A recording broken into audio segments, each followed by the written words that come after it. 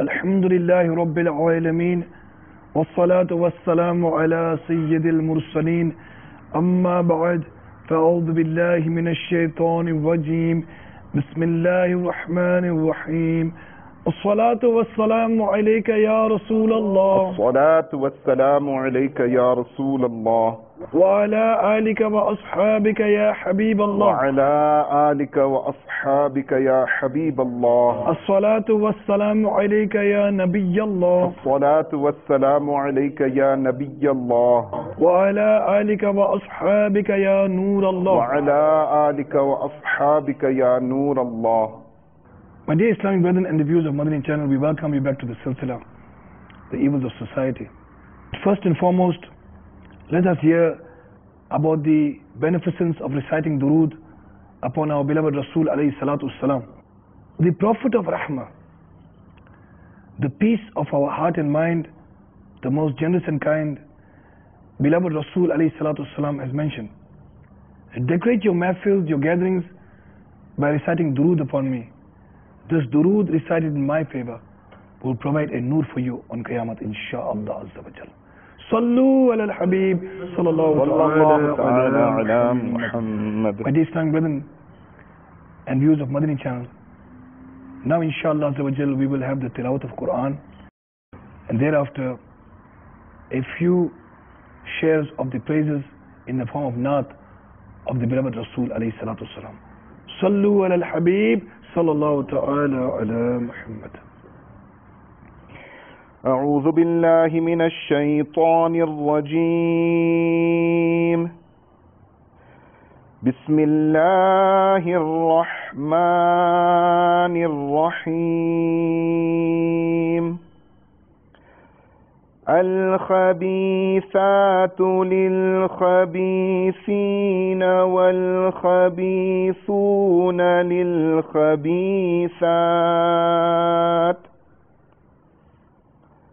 والطيبات للطيبين والطيبون للطيبات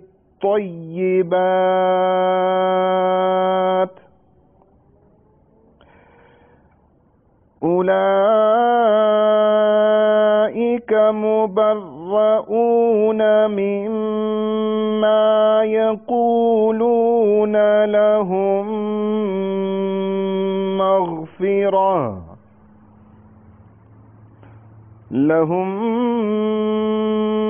مغفرة ورزق كريم. آمنت بالله صدق الله العظيم. Translation from Kanzul Iman.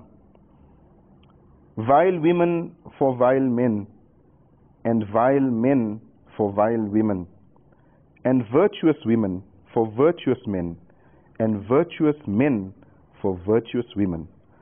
Such are innocent of what these people say. For them are forgiveness and an honorable sustenance. Sallu ala al-Habib sallallahu ta'ala ala Muhammad sallallahu alayhi wa sallam. Salli ala nabiyyina, salli ala nabiyyina, salli ala Muhammadin. Padhiye salli ala shafi'ina, salli ala shafi'ina, salli ala Muhammadin. Ya Mustafa ata ho ab izn hazri ka. Ya Mustafa ata ho ab izn hazri ka. کر لوں نظارہ آ کر میں کی گلی کا کر لوں نظارہ آ کر میں آپ کی گلی کا ایک بار تو دکھا دو رمضان میں مدینہ بے شک بنا لو آقا مہمان دو گھڑی کا بے شک بنا لو آقا دو گھڑی کا یا مصطفیٰ خدا را دو اذن حاضری کا میزاں پہ سب کھڑے ہیں اعمال تل رہے ہیں رکھ لو بھرم خدا را رکھ لو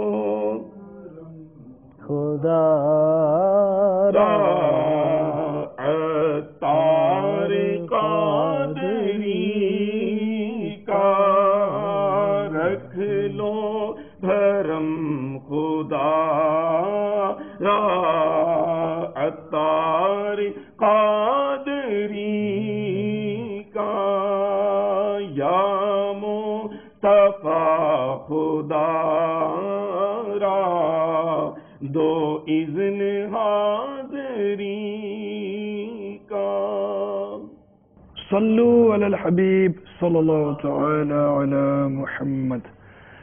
My dear Islamic brethren and the viewers of Madani channel, today we want to get the opposite meaning of immodesty, modesty, haya. Today we learn the definition, what is modesty, what is haya. الحمد لله رب العالمين والصلاة والسلام على سيد المرسلين أما بعد فأعوذ بالله من الشيطان الرجيم بسم الله الرحمن الرحيم. In our last silsila we discussed immodesty or behayai, shamelessness, and as there is a saying, things are known or recognized through their oppositions. If you understand the darkness, then only you can understand and appreciate the light. So, if you don't know what is immodesty, you would never know what is modesty.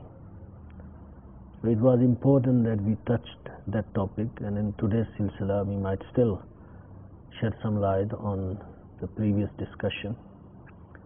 Haya is to feel shame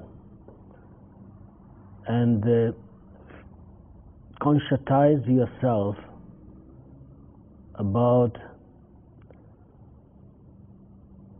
the presence of the Qudra, the power, the ilm of Almighty Allah Azza wa Jalla, and His control over everything, and He's watching you. There is nothing which can escape from Him, from the knowledge of Almighty Allah Azza wa Jalla. So, because of that feeling, you refrain from evils, you stay away from doing wrong, and you shiver when you want to do something wrong. Khawf is there, the fear is there, and you fear that the ruhaniyat, the spirituality, the light of Iman which you have in your chest, in your heart, that might go away. So that is haya. You feel shame when you do wrong. And that is the reason that ulama ikram have said one should feel haya when you are doing wrong. When you doing right, there is no place for haya. Unfortunately, people are gone opposite. They feel haya, so-called haya, coming to the masjid, keeping beard, giving neki ki dawat, inviting people towards the path of goodness. But when they shave beard, they feel no haya. It's When they normal. watch movie, they feel no haya. When they exercise evil-sightedness, then there is no haya. When there is intermingling of sexes, then there is no haya. But to say that this is wrong what we are doing, then they feel haya. So they have actually given, wrong definition to haya. So haya is actually that shameful feeling, of sins, wrongdoings, and fearing Allah subhanahu wa ta'ala. And if one has that, it is indeed a great bounty of Allah Azza wa Jalla in His favor, and that is the completion of your faith. As it is said in Hadith Mubarakah, Al-Haya'u shu'batun min al-Iman. Haya is department, is shu'bah, the portion or a part of Iman. And amongst Sahaba Ikram, Hazrat Sayyidina Usman Ghani radiyallahu ta'ala anhu is well known for this attribute. He's called Kamilul Haya wal Iman. He's complete in Iman and he's complete in Haya. He's complete in Iman because he got Haya. And Rasulullah sallallahu alaihi wasallam loved him so much that he gave 2 of his daughters into his nikah. Subhanallah. When one passed away, then the other one was given into the nikah of Hazrat Usman Ghani radiyallahu ta'ala anhu. And when the second one passed away, Rasulullah sallallahu alaihi wasallam said that if I had more daughters, I would have given into the nikah of Usman Ghani radiyallahu ta'ala. And Rasulullah sallallahu alaihi wasallam said once, Usman is that person from whom angels also feel haya. I mean, they also feel shame coming in front of Hazrat Usman Ghani radiyallahu ta'ala anhu. So these are the qualities of believers. And alhamdulillah, every pious person is blessed with this beautiful faculty of haya and shame. May Allah subhanahu wa ta'ala bless all Muslims, men and women, with this beautiful quality that we can start feeling haya. And if unfortunately any of the Muslims is in these circumstances that he does not feel haya, does not feel shame, try to change. Try to beg in the court of Allah that, oh Allah, you have blessed me with the Iman, but my Iman is not complete. Something major is missing. I don't feel modesty about sins. I'm not jealous, on these situations. I don't feel, envy in my heart. When I see other people doing the good things, they're performing namaz, they're doing the right things, they're protecting their eyes, but I feel nothing about it. So we should beg in the court of Allah Azza wa Jal, so we can, have that beautiful quality reinstated in our system, in Iman, so our Iman is complete. What type of society will it be, where there is no modesty at all? That even, people who display acts of immodesty, young boys, for example, they would do bodybuilding, and they would wear this muscle tops to show off their muscles, and they will wear earrings and chains and necklaces, etc.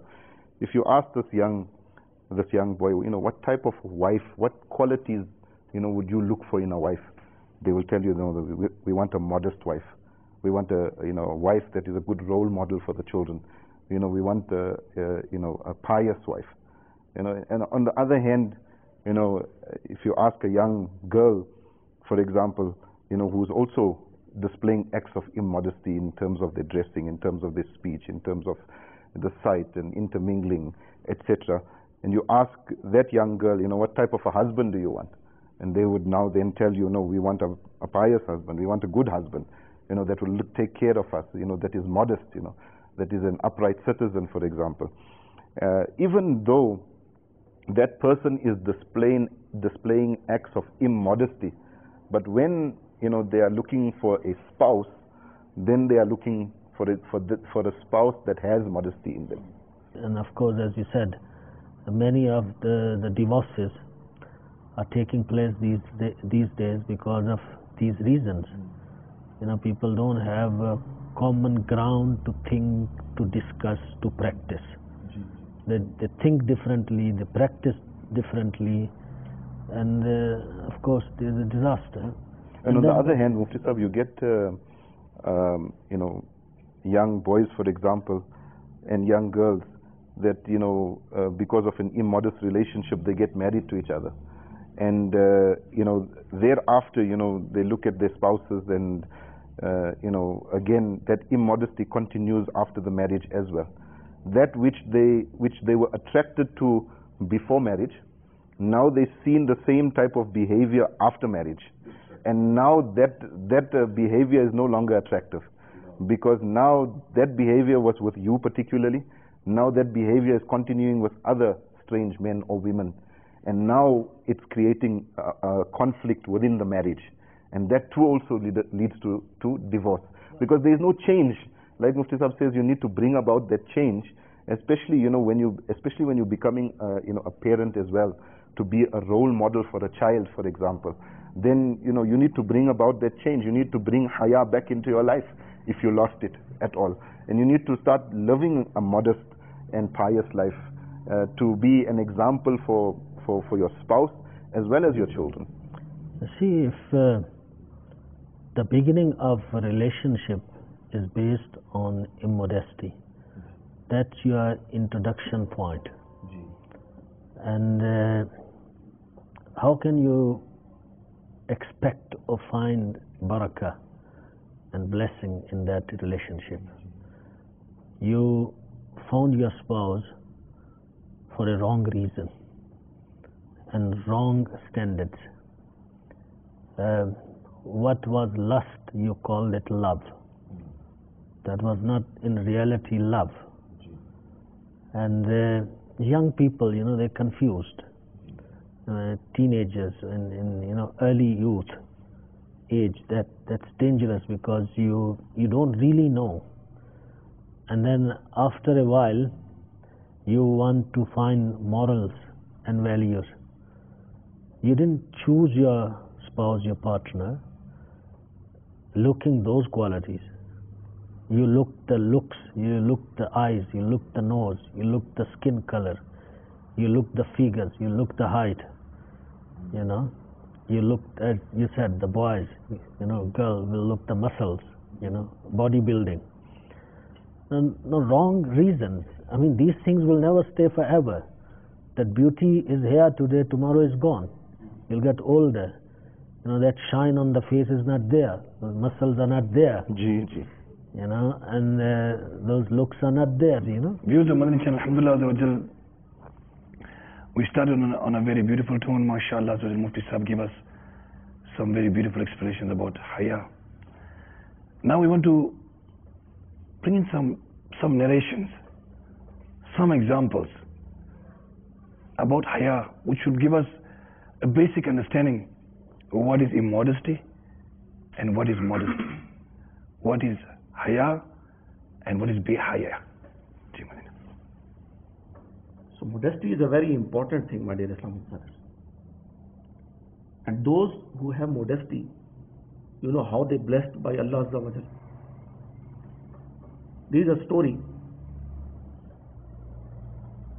narrated in a book, Akhbarul Ahyar, that once there was a drought and the people gathered and they went in the bargah of a very pious, actually he was a Waliullah. His name was Hazrat Sayyidina Nizamuddin Rahmatullahi Ta'ala. People went in the court of Sayyidina Nizamuddin Rahmatullahi Ta'ala and requested, please make dua for us in the court of Allah Azza wa Jal, that he may finish this drought, because our animals are dying. There is no rain, there is no water. Sayyidina Nizamuddin Rahmatullahi Ta'ala said, okay, wait. He went inside his house and he brought a thread of his mother chadar, and he held that thread in his hand, and he requested in the bargah of Allah Azza wa Jal that, O Almighty Allah Azza wa Jal, this is the thread of that woman, this is the thread of that woman. No ghair mahram saw that woman in her whole life. Please accept our dua in your court and give us rain. It is narrated that his hands were still in the air and the rain started. Subhanallah. Subhanallah. Look, my dear Islamic brothers and the viewers of the Madani channel, that how the modest people are blessed. So this is very important, my dear Islamic brothers. If you want modesty in yourself, if you want kufle madin of your eyes, if you want to be pious, come, join Dawat Islam. Try to travel in Madani qafilas of Dawat Islam. It doesn't matter wherever you are. If you are in America, if you are in Africa, if you are in Bangladesh, if you are in Pakistan, India, wherever you are, Dawat Islam is everywhere, alhamdulillah. Well, this was a beautiful example of what goes around comes around. In Urdu they say jaisa karoge vaisa bharoge. In Arabic we say ma tudino tudan. Tit for tat. Too many. Do good, have good. Yes, too many idioms used in different languages, and that is the truth. That is the reality. If you have respect for other women, for someone else's daughter, for someone else's sister, for someone else's mother, your daughter would be respected, your sister would be respected, your mother would be respected. For viewers of Madani channel, alhamdulillah Azza wa Jal, we had such beautiful narrations, mashallah Azza wa Jal, that gives us some beautiful examples of haya. There is one narration, Hazrat Sayyidina Abu Sa'id Khudri radiyallahu ta'ala an, he narrates that our beloved Rasul alayhi salatu salam once was addressing a group of companions, and he said, pay the road its rights. Can you imagine the road also having a right, Mufti Sahib? Then pay the road its rights. And that's the beauty of Islam. That's the beauty of Islam. I mean, in which culture or legislation it's written that this is the right of the road. Subhanallah. But here in so clear words, pay the rights of the path, of the road. So these persons asked, Ya Rasulullah, Azza wa Jalla wa sallallahu ta'ala, listen, what is the right of the road? The beloved Rasul alayhi salatu wasalam said, lowering your gaze, refraining from harming others, returning salams, and enjoining what is good and forbidding what is evil.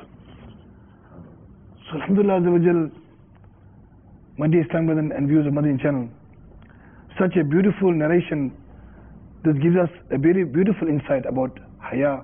Especially we're always coming to the main part, the kufr madani of the eye. All the time we've been discussing in last episode and also in today's episode, when we're returning, when we're coming back to our point, we're realizing that it has to come back to the eye. We're going out, we come back and realize it comes back to the eye. We go out to another direction, it comes back to the eye. The eye is the main catch here, Mufti. Yes, indeed. The control on the eyes is very difficult thing, and that is the reason that there is much emphasis. The ayat in which Allah subhanahu wa ta'ala talks about the believer men and believer women who lower their gaze, and in this hadith mubarakah which you have just read out, where the right of the path is being discussed, the first right is to lower your gaze, because if you don't see, then nothing will come into your mind, nothing will go into your heart, there will be no message to the body. One incident comes to mind that was mentioned by even Amir al-Sunnat about Mufti Dawat Islami, Mufti Farooq rahmatullahi ta'ala alayh. That Mufti Farooq rahmatullahi alayhi used to travel to Faizan Medina, used to live several kilometers away from what I believe, and he used to travel by motorcycle. And after a while, he sold his motorcycle and he used to walk for kilometers on end to reach Faizan Medina.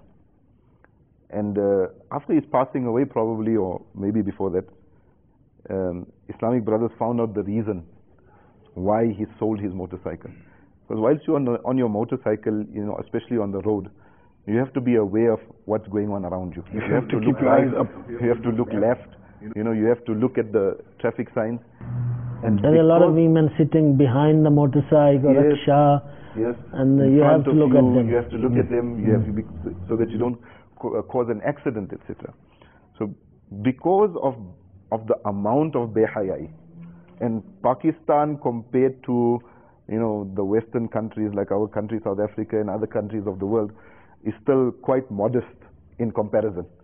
The dressing, etc.